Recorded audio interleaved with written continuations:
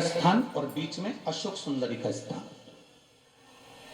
जो ये जलाधारी है, इस जलाधारी पर लाल चंदन की 7 बिंदी, कितनी बिंदी लगाना है आपको? 7। लाल चंदन की जलाधारी पर 7 बिंदी। अशोक सुंदरी का जो स्थान है वहां पर केवल पीले चंदन की 5 बिंदी, कितनी लगाना है? 5 बिंदी। और 5 बेलपत्र, केवल 5 बेलपत्र शंकर भगवान के शिवलिंग पर, परंतु उसके चढ़ाने का तरीका 5 बेलपत्र का अलग रहेगा। थोड़ा ध्यान देंगे। 5 बेलपत्र जो आप चढ़ा रहे हैं, उसकी डंडी का जो मुख है वो आप 5 स्थान पर पशुपति भगवान का स्मरण कर कर, डंडी का जो मुख है वो 5 स्थान पर अलग अलग स्थान होना चाहिए। आप थोड़ा ध्यान दे जाएं।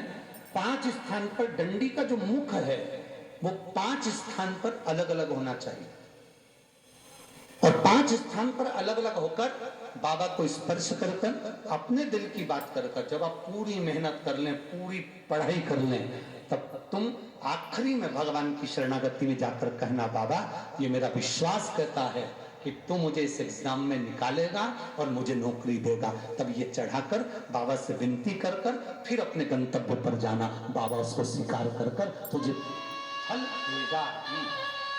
ये 5 बेलपत्र जो आप चढ़ा रहे हैं, अलग अलग स्थान पर नियुक्त कर रहे हैं, इसका मतलब ये होता है कि हमारी सारी राहों को खोल लें। अब जैसे बहुत आप लोग जरा ध्यान दें तो आपके स्मरण में रहेगा कि अगर मान लो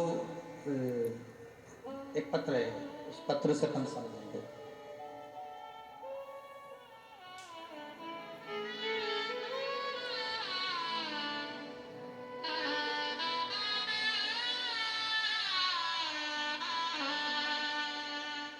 शंभु सर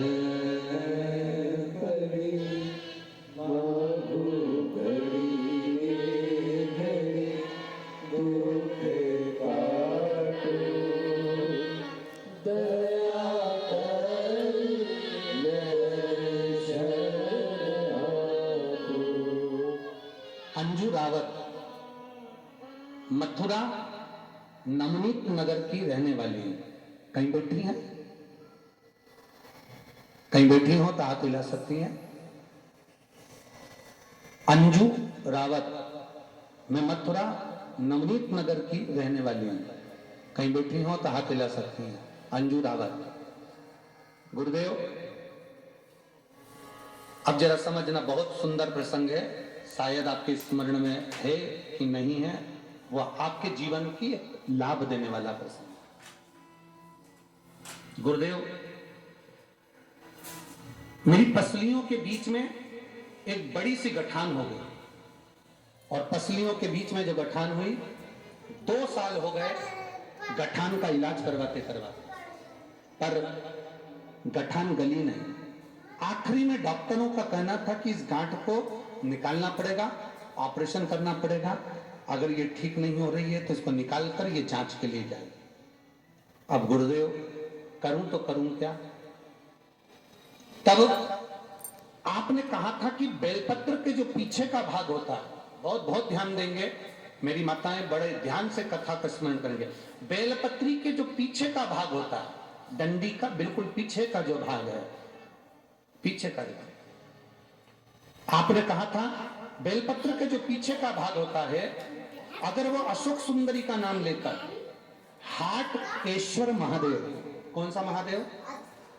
हाटकेश्वर महादेव का नाम लेकर अशोक सुंदरी को छुआकर चबाया जाए तो गांठ कैसी भी होती है वो गलती है। अब मैंने आपके वचन पर भरोसा करा, शिव मंदिर जाती, बेलपत्री उठाती, उसके पीछे का भाग तोड़कर बाबा को चढ़ाकर अशोक सुंदरी हाटकेश्वर महादेव का नाम लेकर खाती। गुरुदेव, मैं क्या वर्णन करूं, मैं बाबा को यहाँ धन्यवाद देने के लिए आई हूं।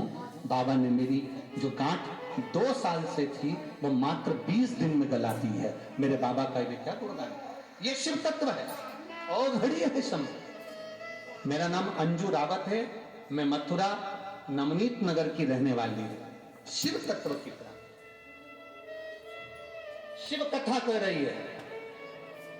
बेलपत्री के जो पीछे की जो डंडी होती है, पीछे का जो भाग होता है, शंकर भगवान पर जो समर्पित होता है, चढ़ा हुआ होता है, इस डंडी की मूलता बहुत है महाराज। आप जब भगवान शंकर को कई लोग बेलपत्र जब चढ़ाते हैं, हम तो यहाँ तक कहेंगे, अगर कोई दवाई आप चालू कर रहे हैं ना, कोई औषधि आप खा रहे हैं, कोई रोग आपके हृदय में, कोई शरीर में कोई रोग है, कोई बीमारी है, कोई गठिया है, कोई घुटने का रोग है, घुटना आपको डॉक्टर ने कह दिया बदलना है, तो हम तो कहेंगे आप प्रयास करना कि 2-4 दिन तक मंदिर में जब जाएं तो बेलपत्री भगवान शिव को अलग अलग तरह से, ये डंडी का मुंह अलग अलग तरह से चढ़ाकर, हाटकेश्वर महादेव का नाम लेकर, कभी इधर की ओर मुख कर कर चढ़ा दो, कभी इधर की ओर मुख कर कर चढ़ा दो, कभी इधर की ओर मुख कर कर चढ़ा दो, कभी किधर की ओर मुख कर कर चढ़ा दो। और बाबा को चढ़ाने के बाद उस बेलपत्री को आप जो पीछे का भाग है उसको तो तोड़कर खाओ, साथ में बेलपत्री को भी खाना प्रारंभ करो। 15-20 दिन खाने के बाद फिर जांच कराओ कि आपको उस रिजल्ट में अंतर आया कि नहीं आया, आपकी जांचों में अंतर आया कि नहीं। उस बेलपत्री के भाग का स्मरण हमको सुख देता।